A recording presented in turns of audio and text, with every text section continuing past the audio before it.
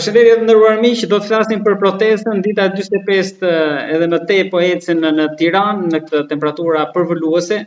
Në Shqipëri, megjithatë, organizatorët nuk kanë ndërmend ta ndalin dhe sipas gjitha gjasave do të prek edhe shtatorin me gushtin përpara që pritet për të parë nëse edhe numri më i lartë i emigrantëve që pritet të kthehen të bashkohen në protestë.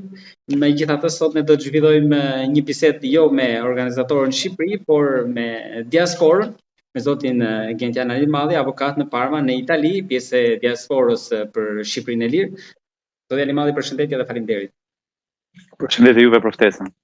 Zoti Alimalli, si e keni parë protestën në këto kohë? A ka ardhur momenti që pas gjithë asaj që ndodhi në shesh tashmë nuk ka çfarë të tregohet aty dhe ndoshta duhet kalohet në një tjetër hap? Po, hapi do jetë spontan, është natyral hapi i një organizimi që jo patjetër duhet shofi gjithë popullin shqiptar që do këtë protest në një organizim të vetëm, mund të jenë edhe shumë organizime të veçanta që me përfaqësuesit e tyre të gjejnë një pikë të përbashkët dhe një organizim më të centralizuar. Çdo ditë e protestës është një hap pozitiv, sepse kjo rezistencë sjell patjetër një dobësim, jo vetëm në shkallë kombëtare, po dhe në shkallë internacionale të figurës së Edi Ramës dhe të kësaj qeverie. Ditë për ditë dalin skandale, i fundit ishte ai i këngëtarit, se nuk u pa mirë jo vetëm nga opinioni publik shqiptar, por nuk u pa mirë dhe ai ndërkombëtar. Edhe dim shumë mirë që kryeministri ton, ajo që jep bezdi është opinioni ndërkombëtar, me që ai ka investuar gjithçka mbi fasadë. Sigurisht. Mirë në Stamboll, mirë në Francë, mirë dje pa me Marta Kosin, e cila i thuri dhe lavdë e Shqipërisë për ecurinë, për përbarimin, për rrugën që duhet vazhdoj kështu siç e ka nisur. Pra këtë bëhet protestë për mbylljen kapitujt. Ne duhet dim që ato 3 kapituj që shqiptarët duhet dinë që ato 3 kapituj që kanë qenë të bëjnë me arsimin, me kulturën dhe me marrëdhëniet me jashtë, janë 3 kapituj do të thoshë jo aq të rëndësishëm, sepse në ato pika ne mund të, në këto 3 clusters që quajnë, ne mund të përgatisim mirë letrat. Kapitujt që janë më të rëndësishëm, siç është ai i korrupsionit, që është hapur, por që do mbyllet i fundit, do jetë shumë i vështirë për të kaluar. Të drejtën, kjo pyetje jote shumë e vënd ja bëj shumë herë dhe vetes. Të gjithë ne shqiptarët ja bëjmë vetes këtë pyetje, si ka mundësi që Europa përkrah apo i bën qefin një personit të tillë që s'ka të bëj fare me ato parime që Europa përçon prej shekujsh. Përgjigjet që unë jap vetes janë në radhë parë, ky ditë të shitet shumë mirë, kam thënë gjithmonë, ditë të shitet mirë të huaj. Ditë të bëj flasi për vete, vesh atlete, ulet në një gjunjë tjera. Por Europa e vërtet, Europa reale e kupton shumë mirë se kush është ai, e kupton shumë mirë sa dëshirë ka ai për të futur vërtet në Europë, e kupton shumë mirë sa stabil është ai në ato aksionet e veta, sepse njërë i lëpjet njërit, një lëpjet tjetrit, kur të gjitha ato drejtime që merr janë të pajtueshme me njëra tjetrën.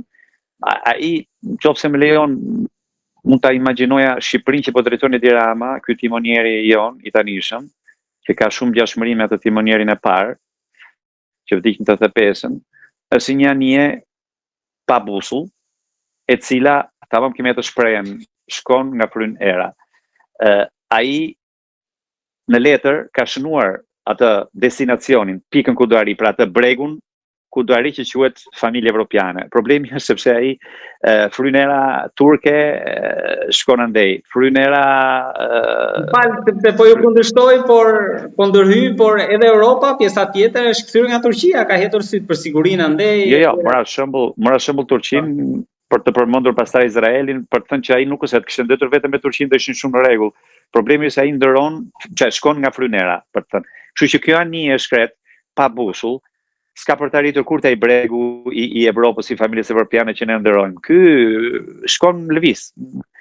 Kush i garanton që ti do jesh timonieri, ky ande shkon. Kështu që kjo është drama më e madhe e këtij populli, sepse është një kamaleont pa një bazë kulturore, pa një bazë demokratike dhe jep rëndësi pikërisht fasadave. U bëj famshëm për fasadat që kur ishte kryetar bashkie, aty ngeli. Pra ajo anija ka brima nga të gjitha anët, ai mundohet ti taposi ato brimat që po fusin ujë, po nuk ja del dot. Tashmë ato brima po hapen gjitha dhe po tregohen nga ai popull që po proteston atje, edhe që për të kthyer pyetjes bën mirë që reziston, edhe duhet ta mbështesim deri në fund. Çdo ditë rezistence është një grusht kundër këtij sistemi që vërtet po e çon Shqipërinë në një rrugë pa kthim.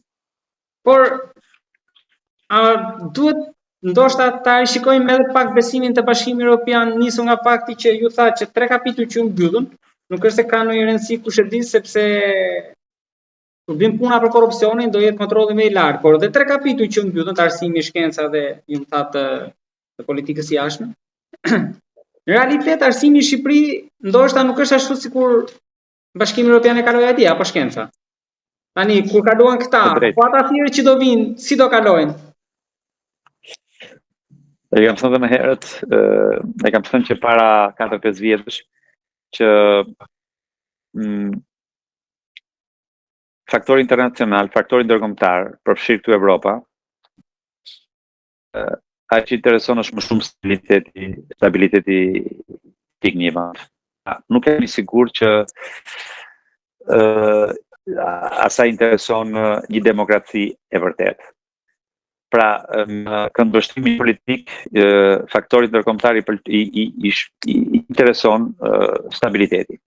Stabiliteti garantojnë shpesh autokracitë. Autokracitë garantojnë stabilitete. Edhe në Turqi, po të zëmë janë autokraci kemi, qofse dëshim në një këndvështrim me syrin e atij kritikut që kërkon një demokraci të vërtetë, atë demokracinë abstrakte që ne pretendojmë dhe që është e vështirë që të aplikohet në terren. Pra, një cilë ta si autokrat, për mos thëmë si arrogant me popullin e tij, ky di të bullet e të lëpirë atyre, ky në letër e shet mirë Shqipërinë, ky i ka fshehur deri tani problemet e vërteta, por të dalim te pyetja, unë kam frikë se ata burokratë të Evropës që e të busjeshje kam frikë se ka blerë dhe ata, sepse nuk është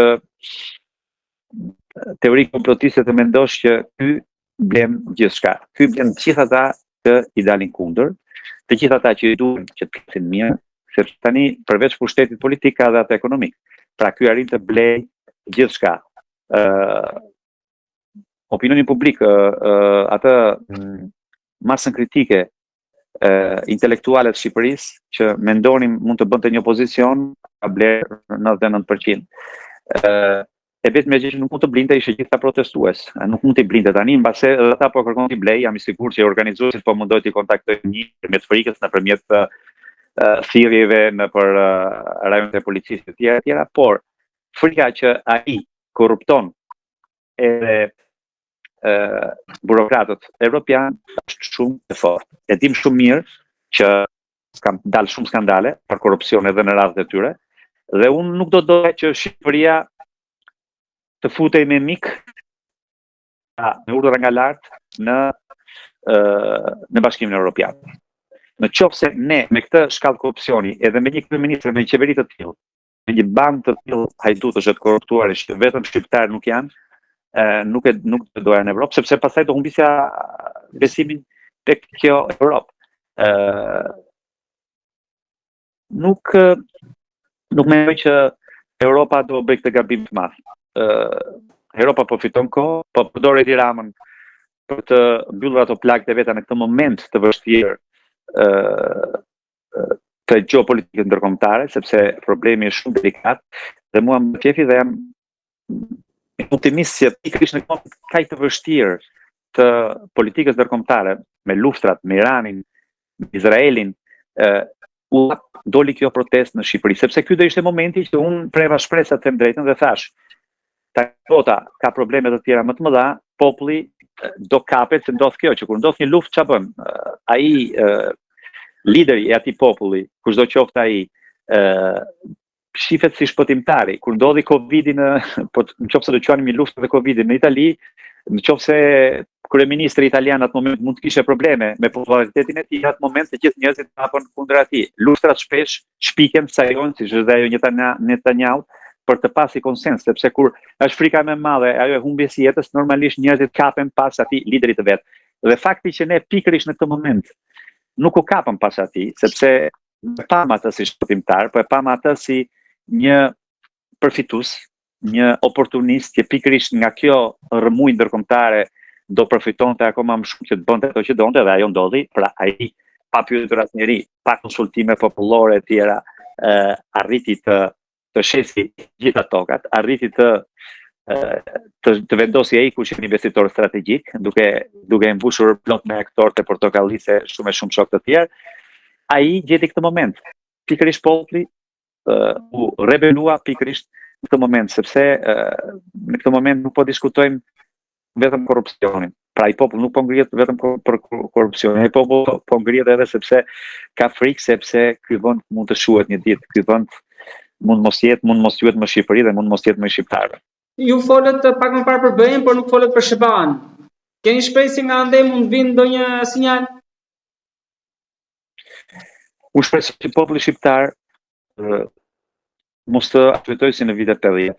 Pra, shoh në shumë miqtë e mi që jetojnë në Shqipëri, sidomos ata që janë pak më të mëdhenj se mua, mbi 55-60 vjet, që akoma arsytojnë si në vitet 60 apo 80, ku mendojnë që Amerika do vi me tanke edhe me një do na shpëtojë nga keqja. Trumpi, fenomeni Trump na bëri të kuptoj kush janë sjelljet një potence të rrësime e një fanari të demokracisë, sepse këtë nuk mund të mohim, siç është Shtetet e Bashkuara. Në krye të Amerikës në këtë moment kemi një biznesmen, dhe ai si tillë po sillet si biznesmen, dhe duhet ta kuptojmë në shqiptar që aty nuk i intereson i non grata e Sali Berishës, apo të godasi të korruptuarin Edi Rama. Nëse Edi Rama i shkel më thëmbër interesave të Trumpit, të familjes tij, ai do ta godasin normalisht. Por kurse si, ne dim të gjithë që Rama shkel, përveç se gafave që bën që në fushat elektorale të Bideni të çan Trumpin dhe kundërta tani mbur Trumpin. Përveç se gabimeve të tij infantile për sa i përket strategjive propagandistike, Amerika e di shumë mirë që Shqipëria është një vend filo-amerikan. Asnjë popull nuk është më shumë filo-amerikan se ne. Jo më kot kemi ngritur dhe bustin e një nga presidentëve të tyre në Mamurras. Kështu që Amerika duhet kuptojmë që ne duhet të rregullojmë punën në vendin tonë. Ata po pan një popull në protestë, po pan një popull në masë të gjerë në protestë, nga të gjitha shtresat dhe nga të gjitha brezat e popullsisë, nga fëmijët deri të moshuarit, ata patjetër nuk kanë si reagojnë ndryshe.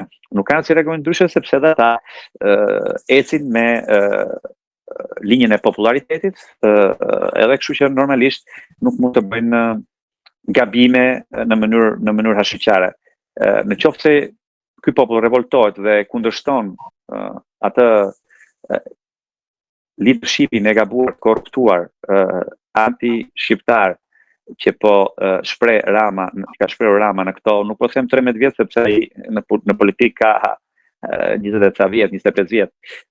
Atëherë Amerika normalisht do shpëtoj fytyrën e saj. Kjo është për mendimin tim ajo analiza në këtë.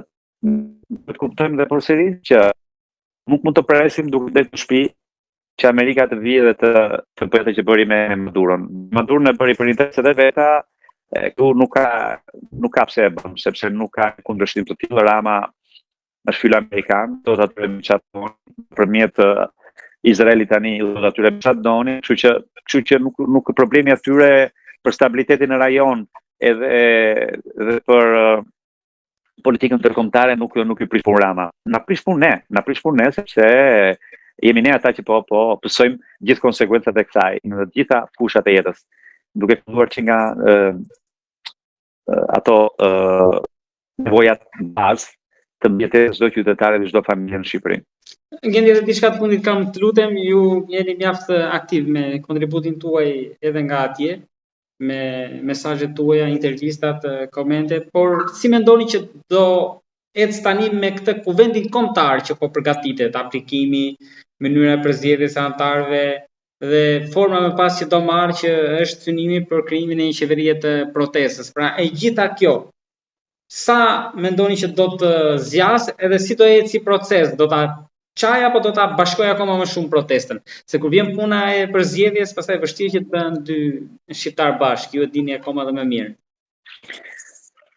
Po, kjo është një vërtet dhe Rama pikërisht në këtë shpreson të mbjetoj. Kur Rama që ditë e para tha, më tregoni kush është koka, ai shpresonte pikërisht që shqiptarët mos të arrijnë të gjeni ky organizim. Pra ky organizim tani nga ana mund ta quajmë e administrim me zgjedhje nga poshtë është shumë i nevojshëm, është për mendimin tim natyral dhe patjetër do japi një zgjidhje, qoftë kuvendi, qoftë organizime të tjera nga jashtë. Ne po e mbështesim, unë në Parma kemi organizuar disa protesta shumë me shumë pjesëmarrje.